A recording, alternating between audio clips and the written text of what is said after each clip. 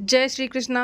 राधे राधे दोस्तों आज की इस वीडियो में आप सुनेंगे जेठ मास महात्म्य के 25वें अध्याय की कथा। पिछले अध्याय की कथा में हमने सुना था कि राजा रुक्मान अपने पुत्र धर्मान को राज सौंप देते हैं और खुद प्रजा की रक्षा के लिए हाथों में धनुष लेकर वन की ओर निकल जाते हैं। वन में उन्हें वामदेव जी का आश्रम दिखाई पड़ता है। वहाँ पर राजा वामदेव जी के चरणों की सेवा करते हैं। वामदेव जी राजा की प्रशंसा करते हुए कहते हैं कि हे राजन, भगवान की आराधना से तुम धन्य हो गए हो और तुम्हारा दर्शन पाकर आज हम भी धन्य हो गए हैं। वामदेव जी की ऐसी बातें सुनकर राजा, जो स्वभाव से ही विनय थे, अत्यंत नर्म होकर बोले, हे द्विजश्रेष्ठ, आपसे क्षमा मांगता हूँ। हे भगवान, आप जैसा कहते हैं वैसा महान मैं नहीं हूँ। हे विप्र, आपके चरणों की धूल के बराबर भी मैं नहीं हूँ। इस जगत में देवता भी कभी ब्राह्मणों से बढ़कर हो ही नहीं सकते, क्योंकि ब्राह्मणों के संतुष्ट होने पर ही जीव की भगवान विष्णु में भक्ति होती है। तब वामदेव जी उनसे कहते हैं कि हे राजन, इस समय तुम मेरे घर पर आए हो, तुम्हारे लिए कुछ भी अदेय नहीं है, अतः बताओ मैं तुम्हें क्या दूं।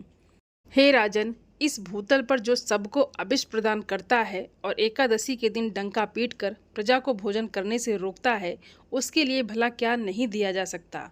तब राजा ने हाथ जोड़कर विप्र वामदेव जी से कहा, हे ब्राह्मण, आपके युगल चरणों के दर्शन से मैंने सब कुछ पा लिया। मेरे मन में बहुत दिनों से एक संशय था, बस मैं उसी के विषय में आपसे कुछ पूछना चाहता हूँ, क्योंकि आप तो सब संदेह का निवारण करने वाले हैं। तो आप बताइए, मुझे किस सत्कर्म के फल से त्रिभुवन सुंदरी पत्नी प्राप्त हुई है, जो सदा मुझे अपनी दृष्टि से कामदेव से भी अधिक सुंदर दिखती है। परम सुंदरी देवी संध्यावली जहाँ जहाँ पैर रखती हैं वहाँ वहाँ पृथ्वी छिपी हुई निधि प्रकाशित कर देती हैं। उसके अंगों पर बुढ़ापे का प्रवेश नहीं होता। हे मुनिश्रेष्ठ, वो सदा ही शरद काल के चंद्रमा की प्रभा के समान सुशोभित होती हैं।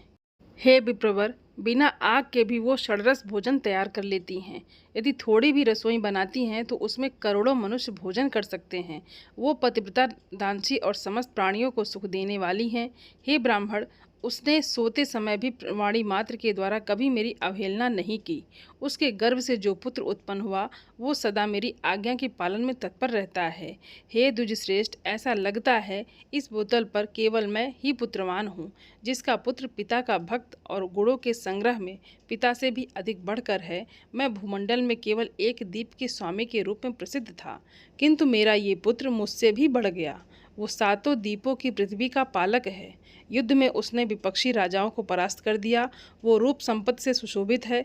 उसने सेनापति होकर 6 महीने तक युद्ध किया और शत्रु पक्ष के सैनिकों को जीतकर सबको अस्त्र न कर दिया। स्त्री राज्य में जाकर उसने वहाँ की स्त्रियों को युद्ध में जीता।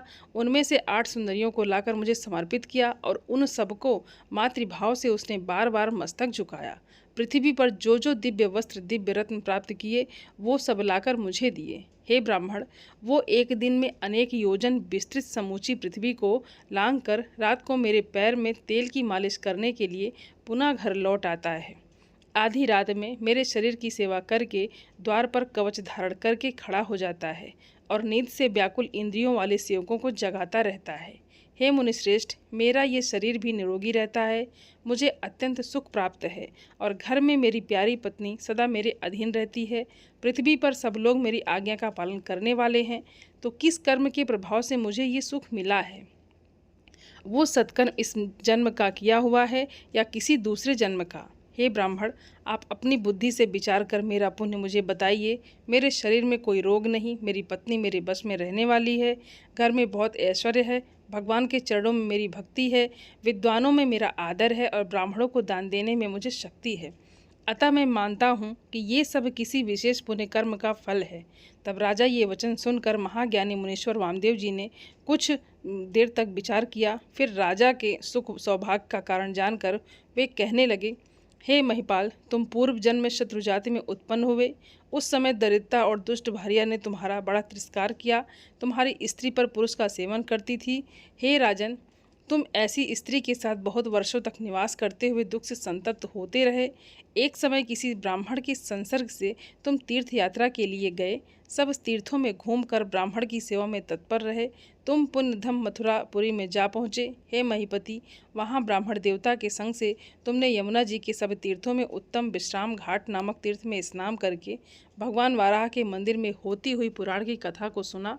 वहाँ हो रही वो पुराण कथा अश्वशयन व्रत के विषय में थी। 4 पारण से अधिक जिसकी सिद्धि होती है, जिसका अनुष्ठान कर लेने पर मेघ के समान श्याम वड देवेश्वर लक्ष्मी व्रता श्री जगन्नाथ जी, जो अशेष पापराश का नाश करने वाले हैं, वो प्रसन्न हो जाते हैं। हे राजन, तुमने घर लौटकर वो पवित्र व्रत किया जो घर में परम आद्य प्रदान करने वाला है। हे महीपति, श्रावण मास की द्वितीया को ये पुण्यतम व्रत ग्रहण करना चाहिए। इससे जन्म मृत्यु और जरा अवस्था का नाश होता है। हे पृथ्वीपते, इस व्रत में फल फूल धूप लाल चंदन सया दान वस्त्र और दान ब्राह्मणों को भोजन के द्वारा लक्ष्मी सहित भगवान विष्णु का पूजन करना चाहिए। हे राजन, तुमने ये सब 10 कम भी पूरा किया। महीपते, तुमने जो पहले के पुण्य के फल स्वरूप सारे सुख विस्तार से बताए हैं, वो इसी व्रत के प्रभाव से प्राप्त हुए हैं। सुनो, जिसके ऊपर भगवान जगन्नाथ प्रसन्न ना हो, उसके यहाँ वे सुख निश्चय ही नहीं हो सकते। हे राजेंद्र, इस जन्म में भी तुम एकादशी संयुक्त द्वादशी व्रत के द्वारा श्री हरि की पूजा करते हो। हे राजन, इससे तुम्हें निश्चित रूप से भगवान विष्णु का संयोजन प्राप्त होगा।